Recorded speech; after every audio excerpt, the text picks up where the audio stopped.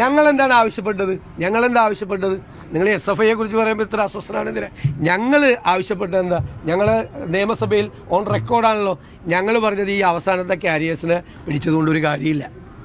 കയ്യിൽ അവസാനം ഈ ചെറിയ ക്വാണ്ടിറ്റി കയ്യിൽ വെച്ച ആളുകൾ അപ്പം തന്നെ ജാമ്യത്തിൽ വിടണം. നിങ്ങൾ 2 IG-മാർക്ക് ചുമതല കൊടുക്കണം, സദേൺ റേഞ്ചിലും നോർത്തേൺ റേഞ്ചിലും. ഈ എക്സ്ക്ലൂസീവായിട്ട് ഇതിൻ്റെ ചുമതല കൊടുക്കണം. അവർ കേസ് അന്വേഷിക്കണം. അവർ 25-30 കേസെടുത്താൽ അതിൻ്റെ സോഴ്സ് അന്വേഷിച്ച് പോകണം.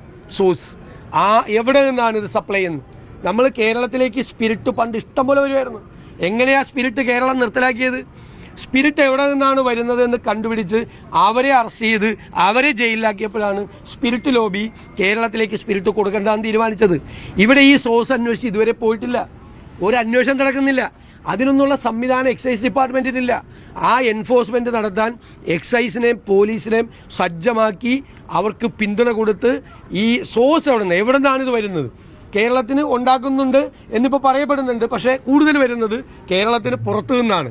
ആ സോഴ്സ് കണ്ടുപിടിച്ച് അതില്ലാതാക്കാൻ വേണ്ടിയിട്ടുള്ള ശ്രമം ഗവൺമെൻറ് നടത്തണം. കേരളത്തിനകത്തേക്ക് ഈ വൻ ക്വാണ്ടിറ്റിയാണ്.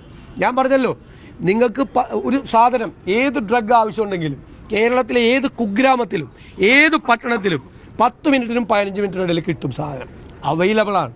അപ്പോൾ അതിൻ്റെ നെറ്റ്വർക്ക് എന്ന് പറയുന്നത് അത്ര വലുതാണ്. ഗവൺമെൻറ്റിനും എൻഫോഴ്സ്മെൻറ്റിനും പബ്ലിക് സപ്പോർട്ടോടുകൂടി നടത്തുന്ന ഒരു മൂവ്മെൻറ്റിനും മാത്രമേ അത് കഴിയുകയുള്ളൂ. നിങ്ങൾക്ക് എല്ലാവർക്കും അറിയാവുന്ന കാര്യമല്ലേ? നിങ്ങൾ തന്നെയല്ലേ റിപ്പോർട്ട് ചെയ്തത്? എന്നാൽ പിന്നെ നിങ്ങൾ റിപ്പോർട്ട് ചെയ്തെല്ലാം നുണയാണ്. അറിയപ്പെടുന്ന ഭാരവാഹികളല്ലേ എല്ലാവർക്കും അറിയാം. നിങ്ങൾ വെറുതെ അതൊന്നും പറയണ്ട. അറസ്റ്റിലായ ആളുകൾ SFIക്കാരാണല്ലോ. SFIയുടെ ഭാരവാഹികൾ ഉൾപ്പെടെയുള്ള ആളുകൾ അറസ്റ്റിലായതിന് നിങ്ങൾ ഈ സാധനത്തെ ചെറുതാക്കാൻ നോക്കണ്ട. ഈ സംഭവം ഒരു പ്രധാന പ്രതിയില്ല. നിങ്ങൾ ഈ സംഭവത്തെ ചെറുതാക്കാൻ നോക്കി അവരെ രക്ഷപ്പെടുത്താൻ വേണ്ടിയിട്ട് നിങ്ങൾ ശ്രമിക്കണ്ട. നിങ്ങൾ കയ്യിൽ നിന്ന് വന്നു കഴിഞ്ഞിട്ട് SFI നേതാക്കന്മാരെ രക്ഷിക്കാൻ നോക്കണ്ട. SFI നേതാക്കന്മാർ കേരളത്തിലെ ഏത് ക്യാമ്പസിൽ ഈ പ്രശ്നം ഉണ്ടെങ്കിലും അവിടെ എല്ലാം ഇൻവോൾവ് ആണ്. അവരെ ഉണ്ടെന്ന് ഇൻവോൾവ് ആണ്. പ്രബലരായിട്ടുള്ള ആളുകളുടെ അല്ല. ഇവരുടെ കയ്യിലാണ് നെറ്റ്വർക്ക്. ഇവരാ നെറ്റ്വർക്കിന്റെ ഭാഗമാണ്. അത് നിങ്ങൾ അന്വേഷിച്ചോ.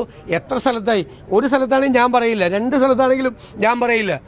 ഇത് 1 ഡസനിലധികം സ്ഥലങ്ങളിലായി ഈ വിഷയം ഉണ്ടാവുക. പിന്നെ അവർ വന്നിട്ട് ഞങ്ങൾ ക്ഷമിക്കണം, നിങ്ങൾ ഞങ്ങളുടെ നേതാക്കന്മാരുടെ മുറിയിൽ നിന്ന് കഞ്ചാവ് പിടിച്ചു എന്ന് ക്ഷമിക്കണമെന്ന് അവർ പറയോ? അവരെന്തെങ്കിലും പറഞ്ഞിട്ടുണ്ട്?